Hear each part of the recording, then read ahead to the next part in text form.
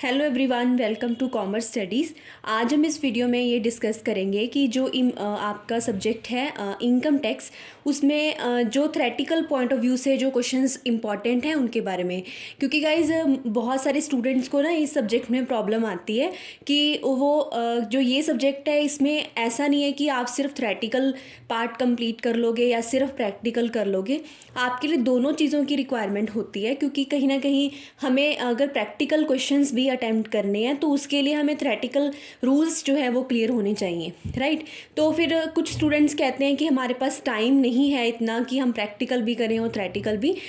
तो उसके लिए मैं आपको ना कुछ थ्रेटिकल क्वेश्चन सजेस्ट कर रही हूँ कि पहले आप इनकी प्रेपरेशन कर लीजिए। उसके बाद आपके पास जितना टाइम है उसमें जैसे जो चैप्टर्स इजी हैं उनके आप प्रैक्टिकल भी कर सकते हो, जैसे हाउस प्रॉपर्टी हो गई। और अगर आपको सैलरी के प्रोविजंस क्लियर हैं तो आप सैलरी का भी प्रैक्टिकल कर सकते हो, और एंड में आप कैपिटल गेन और इनका भी प्रैक्टिकल कर सकते हो। लेकिन सबसे पहले आपको एक चीज़ क्लियर होनी चाहिए, आपको जो कुछ थ्रेटिकल क्वेश्चंस हैं वो क्लियर होने चाहिए। तो हम उनके बारे में आज डिस्कस करते हैं। तो जो थ्रेटिकल क्वेश्चंस हैं ये मैंने ना इसमें चैप्टर वाइज लिखे हैं कि जैसे फर्स्ट चैप्टर में कौन से क्वेश्चंस बनते हैं, सेकंड में कौन से बनते हैं। इसमें मैंने यूनिट वाइज नहीं लिखा है। इससे आपको ज़्यादा क्लियर वे में समझ आएगा कि हाँ ये वाले इनकम टैक्स में ये वाले टॉपिक्स होते हैं, मतलब उनमें कौन कौन सी थ्रेटिकल क्वेश्चन आपने करके जाने हैं। तो इसको हम ऐसे डिस्कस करेंगे।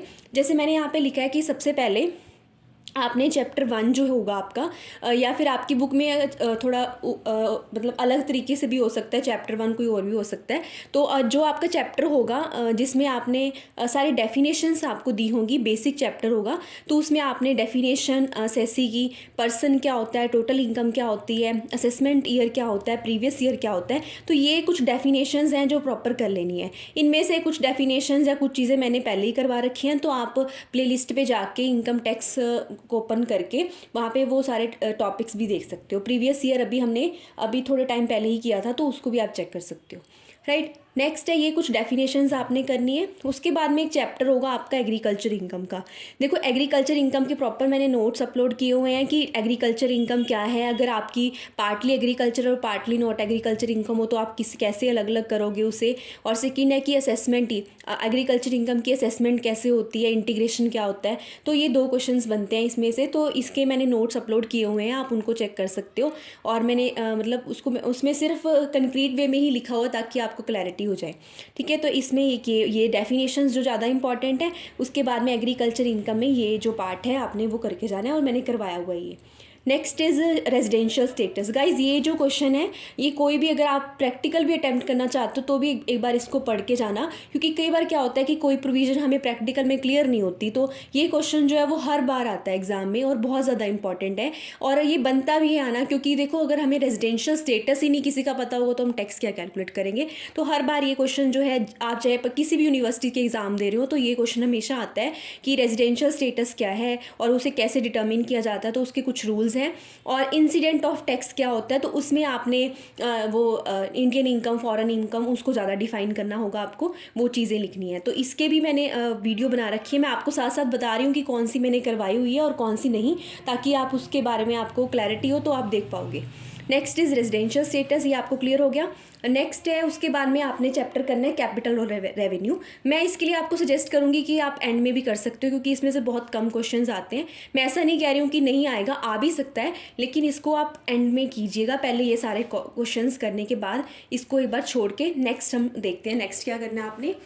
नेक्स्ट आपका चैप्टर है चैप्टर 5, जिसमें आपको एग्जाम्प्टेड इनकम वाला कोई एग्जाम्प्टेड इनकम दी होगी, तो उसमें आपने एटलीस्ट 20 या 25 जितनी आपको लर्न होती है वो एग्जाम्प्टेड इनकम कर लेनी है। इस तरह के क्वेश्चन बहुत मतलब ईजी होता है अटैम्प्ट करना। आपको हेडिंग्स वाइज लिखना भी बहुत प्रॉपर अच्छा रहता है।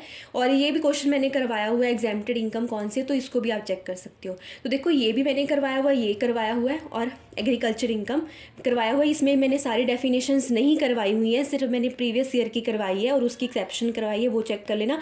बाकी आप ये कहीं से भी, आप नेट से भी पढ़ सकते हो, अगर आपके पास बुक भी नहीं है तो ये डेफिनेशंस तो सेम ही रहेंगी, क्योंकि रूल्स जो हैं वो सेम रहते हैं, किसी भी बुक में पढ़ने से सेम ही होंगे, ठीक है। तो ये क्वेश्चंस होंगे।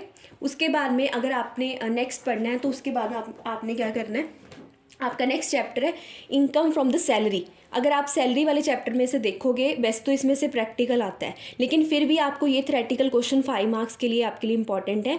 जैसे कि अलाउंसेस क्या होते हैं, उसके टाइप्स कौन कौन सी होती हैं, परक्विजिट्स क्या होता है, HRA मैंने ये करवाया हुआ है, HRA क्या होता है, उसके रूल्स क्या हैं, 5 मार्क्स के लिए इंपॉर्टेंट है, काफ़ी मोस्ट इंपॉर्टेंट मैं कहूँगी। और रेंट फ्री अकोमोडेशन ये भी बहुत इंपॉर्टेंट है। और एंटरटेनमेंट अलाउंस ये government employ non government employ के केस में इसको भी आप पढ़ के जाना।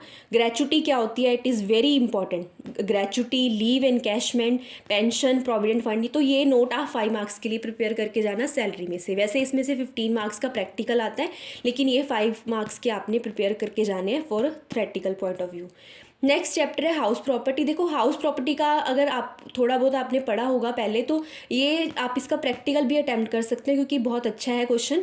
और उसके बाद में प्रैक्टिकल और थ्योरेटिकल क्वेश्चन अगर आप इसमें से करना चाहते हो तो आपने ये कर सकते हो कि एनुअल वैल्यू क्या है और टैक्स ट्रीटमेंट क्या है, एनुअल वैल्यू का कैसे कैलकुलेट होती है एनुअल वैल्यू, तो उसमें आप प्रॉपर प्रैक्टिकल फॉर्म में ही उसको बताओगे। तो एक ये क्वेश्चन बनता है हाउस प्रॉपर्टी में से। Next is PGBP। देखो ये क्वेश्चन बहुत ज़्यादा इंपॉर्टेंट है, एक बार हम सारा डिस्कस कर लेते हैं, उसके बाद में मैं आपको बताऊंगी कि कौन से इसमें से भी ज़्यादा इंपॉर्टेंट है। PGBP, देखो जो PGBP वाला चैप्टर है उसमें ना आपको एक फॉर्मेट मिलेगा कि कौन सी चीज़ें हम वापस ऐड कर देते हैं, कौन सी डिडक्ट कर देते हैं, तो वो आपने पहले प्रॉपर लर्न कर लेना। एक फॉर्मेट होगा, वही होता है एक्सप्रेसली एडमिसिबल डिडक्शन और नॉट एडमिसिबल डिडक्शन। आपने काफ़ी बार देखा होगा कि ये क्वेश्चन बहुत बार आया हुआ है, तो अगर आप इसमें वो फॉर्मेट भी बनाते हो तो वो भी बहुत सही है, क्योंकि उसमें आप सारा कुछ बता रहे हो कि ये चीज़ें ऐड कर दी जाती हैं, एडमिसिबल नहीं है, और कुछ चीज़ें माइनस की जाती हैं। तो एक फॉर्मेट है, उसको आप कर लीजिएगा PGBP में से।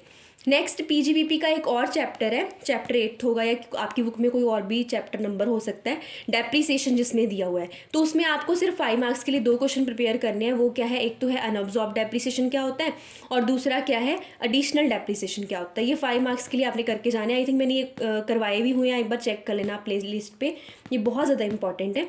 Next is capital gain. Capital gain का एक ही क्वेश्चन बनता है कि कैपिटल गेन क्या है, उसकी टाइप्स क्या हैं, और एग्जेम्पशंस कौन सी होती है कैपिटल गेन की। ये क्वेश्चन भी 15 मार्क्स के लिए बहुत ज़्यादा इंपॉर्टेंट है। एक ये वाला क्वेश्चन, एक PGBP वाला, ये मैंने करवाए हुए हैं आपको यूट्यूब पे ही, मैंने प्लेलिस्ट पे जाके आप चेक कर सकते हो। नेक्स्ट है इनकम फ्रॉम अदर सोर्सेज। जब आपके ये सारे क्वेश्चन हो जाएंगे तो एंड में आपने जनरल इनकम कौन सी होती है, स्पेशल इनकम कौन सी होती है, तो इसको भी पढ़ के जाना है।